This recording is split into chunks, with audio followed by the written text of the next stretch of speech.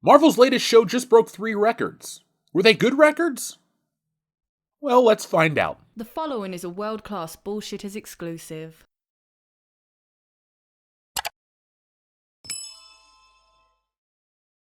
Marvel's Secret Invasion just ended. Based on the hit 2008 comic book series by Brian Michael Bendis and Lionel Francis Yu.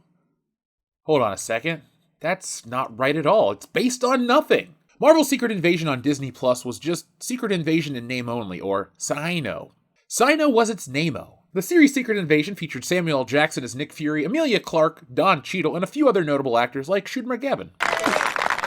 Since its debut, Secret Invasion hasn't been well received.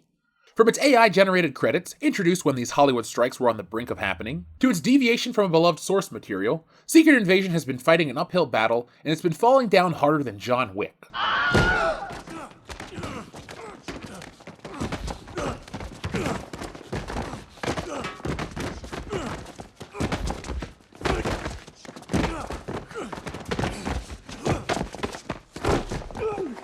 Marvel's not really popular anymore. Outside of Guardians of the Galaxy 3, Marvel films, hell, Disney films have not been hits, and they need to justify their massive budgets. According to Forbes, Secret Invasion cost $212 million for 6 38-minute episodes. That's roughly $35 million per episode, or $929,000 per minute. Things are going to change with Marvel content.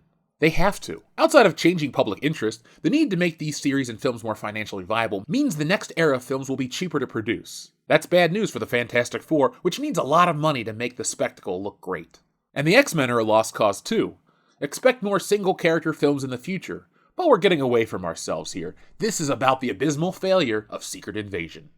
Secret Invasion was originally announced several years ago to mass excitement among Marvel fans. Now the story has been told in a Disney Plus series rather than the original movie plan, and that excitement has not only waned, but delivered some of the worst reviews of the entire Marvel franchise. The series finale reviews are in, and the news is so bad that it makes the low scores of She-Hulk Attorney at Law look spectacular. Some called the show slow and claimed that there was not enough action. Yet when the finale brings the story to the standard Marvel Big Bang and flashy fight scene spectacle, everyone hates it even more. This is all made even more ironic after She-Hulk spent its final episodes making that point that not every Marvel project has to end with a big visual effects-driven display, and was criticized for that as well. Just that? When it comes to the reviews of any Marvel show or movie, there are 3 definitive camps that most people seem to slip into. There are those who believe superhero movies have become too big for their own capes, and becomes a load of been there, seen that. There's the polar opposite of the group of fans who cannot get enough of everything that Marvel churns out. Then there's the third group, which is made up of people who make it their mission to review bomb all Marvel projects for reasons like diversity, wokeness, and any other petty reason that comes along. Shut the fuck up. Let's just stop right here and move to something else. This is a dumb take. Secret Invasion finishes its run with 3 unwanted MCU Rotten Tomatoes score records broken. With a 57% critic score, Secret Invasion stands as the lowest rated overall MCU show. Secret Invasion season finale also holds a major negative mark for Marvel, as its disappointing 13% Rotten score is easily the MCU's lowest ever episode rating, and the lowest MCU rating overall. Finally, Secret Invasion has become the MCU's only rotten series. While Secret Invasion broke the 3 unwanted MCU Rotten Tomatoes records, there is one terrible mark the show escaped from. The negative record Secret Invasion did not break is one for the lowest rated audience score among the MCU shows. That negative mark goes to She-Hulk Attorney at Law. Why am I not surprised? Which stands at a 32% against Secret Invasion's 62%. However, a major issue makes a comparison between the audience scores of the 2 series difficult. She-Hulk Attorney at Law got review bombed before it premiered. Oh god, another one? Seriously guys, change the fucking record. It's a bad show, just get over it. Due to its female lead, She-Hulk Attorney at Law attracted a lot of toxicity before and after it premiered, which muddled the show's audience score on Rotten Tomatoes, making it hard to distinguish unwanted hate from actual criticism. Look, you people aren't going to allow any valid criticism. If you don't like something with a female lead, you're a hater. That's kind of how it goes. Are you surprised? Secret Invasion did not invite the same kind of hate, with the show suffering from another problem, the same audience apathy that affected DC's The Flash. Is it possible that the same apathy affects all of these series because people see that red Marvel logo and go, I'll pass? No, that's not possible because they're still pushing this toxic fan narrative. When the show's on, they try it. Afterwards, they still defend this crap by blaming toxic fans. She-Hulk Attorney at Law, like Secret Invasion, just isn't any good. I wanted to add this as an addendum to the video because as I was making the video proper itself, the score for Secret Invasion dropped. So yesterday, the talk of the town was that it was at a whopping 13% rotten on Rotten Tomatoes for the final episode titled Home. Well, today, as I was gathering images for the show, it dropped to 10%. Obviously, this math is obvious, but of the 10 reviews for this episode, only one is positive, and it comes from IGN. They gave it a 7 out of 10, stating a solid final confrontation between Fury and Gravik, plus an unashamedly comic book showdown brings the excitement and emotion that the story has been in desperate need of. Well, I don't think IGN actually watched the show, not because I disagree with their opinion, but the final confrontation between Fury and Gravik wasn't the final confrontation between Fury and Gravik. It was Emilia Clarke as Nick Fury, so is that really a satisfying emotional conclusion? Every other publication is giving it a very bad score, with something like Lyle's Movie Files gives it a 2 out of 10. AV Club gives the series an F, stating, "I think as a whole, the series was a waste of time. A waste of Nick Fury and a waste of good performances from Samuel L. Jackson, Ben Mendelsohn, Emilia Clarke, Colby Smulders, and Olivia Colman." I do feel like I wasted my time, and most people were wasting their time too by watching this show. Folks, this is a record breaker for Marvel, a record breaker for Disney, and hopefully we can take a moment to think about that for a minute. Instead of screaming this, that, and the other, because no one's calling this show woke, because there's really nothing to say about that. I mean, Nick Fury was black in the comics. I'm talking about the Ultimate Comics, where he was based off of Samuel L. Jackson in the first place. I bring this up because so many people claim, well, they're only worried about casting choices if they appeal to women and other characters. But if you're adapting the Marvel stuff from the Ultimate comic books, where Nick Fury was based on Samuel L. Jackson, you can't really complain. You got the most accurate thing ever. Very rarely does a character based on an actor get the actor to play them. It's not like Wolverine was based on Hugh Jackman in 1972. Maybe it was 73. I apologize if I have my years off. But my point is, Hugh Jackman wasn't an actor back then. He was just a boy doing stuff in Australia. But they found the perfect guy to play him. Samuel L. Jackson is the perfect guy to play Nick Fury because he is Ultimate Nick Fury. And so, to end this addendum, there isn't anything to say about Secret Invasion in terms of what people would consider wokeness. I mean, there's a strong political message in the show, but what good espionage entertainment doesn't have a strong political message? Mission Impossible has it, James Bond has it, and now Secret Invasion has it. The real culprit here is just the dog shit quality of the show. I don't understand why people can't stop defending Disney, and the numbers aren't lying. They're spelling disaster for Disney, and it's time for them to sacrifice this bullshit and stop making terrible content. So folks, let's finish this video the way it was originally intended, and as always, thank you for watching. These excuses don't help anyone, because the fans are leaving these shows behind. Disney knows they've damaged the Marvel brand by putting the Marvel shows on Disney+. That's not an opinion. That's what CEO Bob Iger said. When speaking to CNBC, Iger outright admitted to that, and then said they'd be pulling back on content. That's not the toxic fans winning, that's reality setting in. Articles with these takes have no positive outcomes. They think it's to troll the sexist audience, but in reality, it's just bad content that you can't explain away. I abandoned Secret Invasion after episode 2, but I read a recap and did watch the finale. It was terrible. Outside of the less than surprising twist, the story was bad and the action was laughable. If you can't afford to produce these shows, then don't make them. But with a budget so high, I'm surprised that it looked so bad. That 13% is earned. Nothing about diversity or toxicity, it's just a shit show. The final battle between Emilia Clarke and the CGI Super Skrull is dumb. So dumb, in fact, that I won't even give it a deeper, more complex sentence. It's just stupid. The characters ingest DNA of the heroes and they get their superpowers. Tattoos too. Yes, Drax's tattoos are his source of power now.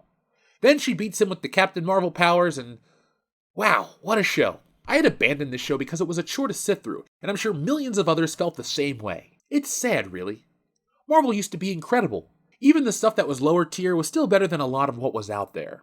Now, Disney got lazy or cheap, while spending record amounts of money, and their content isn't worth the monthly subscription rate that most people pay. All this talk of what's next in the MCU is falling on deaf ears. People are tired of this terrible content, and that's why these shows have bad review scores. It's not sexism, it's not racism, it's not xenophobia, or any of the overused accusations out there. It's just crap. Pure and simple. Apparently, Secret Invasion was cobbled together as well, making all of this that much worse. In an interview with Olivia Singh at Insider, director Ali Salem was asked, From what other Marvel directors and actors have said, some things in the script changed at the last minute or the day of filming. What was your experience like for Secret Invasion? How closely did you follow the script, and how much room was there for improvisation or adjustments? Salem responded, I don't want to play semantic games, but I think it's an evolution. As you hunt down the story, everything is constantly evolving, and that's a fascinating process. He went on to elaborate. I guess there are moments of improv, like between Sam and Don, between Sam and Ben. There's really rich moments of improv. There are actors who rely more on the script. Next, Salem appeared to reveal that the later episodes and the entire story of the series was put together as they released the first episode. And I think as we were editing, we were finding the story. We were finding the story on episode 6 up until 1 had already aired. He added, that's part of the beauty of it. Well, beauty is subjective, but this is pretty goddamn ugly. The beauty is that Marvel just keeps hunting down and using the resources they have come up with for the best possible story, and that quest never ends! Neither does your bullshit, and it ain't even world class. Elsewhere throughout the interviews, Salem punted on numerous questions about the story direction, noting that much was above him and his main role was directing the episodes rather than making major story decisions that affect the Marvel Cinematic Universe. For example, when asked about Maria Hill's death, he said, why she's killed is another question for the MCU.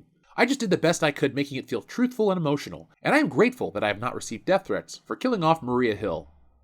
Buddy, you were never going to in the first place because she's not that important. When asked how the series might tie into the Marvels, he said, my participation in that was to make Nick Fury go up at the end of the series, to make sure that he went up. And where they capture him next? Well, that's entirely up to them. Similarly, when asked if he specifically knew how long James Rhodes had been a Skrull, Salem answered, no, I think that's a question for the MCU at large, probably for Kevin Feige himself. What was presented to me was a lot of fun, and I think that we made a lot of fun out of it. But for those definitive answers, I defer to Kevin Feige, or I defer to the fans. In fact, when he was asked if he had a favorite episode or scene he was the most proud of, he answered, I'm proud of the whole damn thing. The whole 6 hours. I'm proud that we survived. I'm proud that the people are enjoying it. Buddy, don't be too proud. I love the scale and the scope of it. The fact that I got to work on cars flipping over and explosions. Wow, you got to work on cars flipping over and explosions. That's a career highlight, sir. But ultimately, for me, it boils down to the emotional truth that's passing between the two characters. The electricity passing between the two characters. Bro, they're all grounded. Shut the fuck up. Moving on. He continued, I'm not going to come up with the exciting scenes for you, but the scenes that really move me are the ones where the two people are talking and finding a truth. Emilia Clarke and Sam Jackson in episode 5 talking about Talos' death and where to bury him. I just love those moments.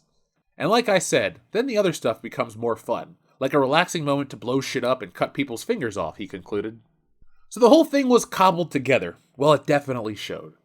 Like I said, I stopped watching this show and I picked back up to see the finale and I didn't miss anything. He's a Skrull, she's a Skrull, we're all Skrulls. Hey, I don't give a damn.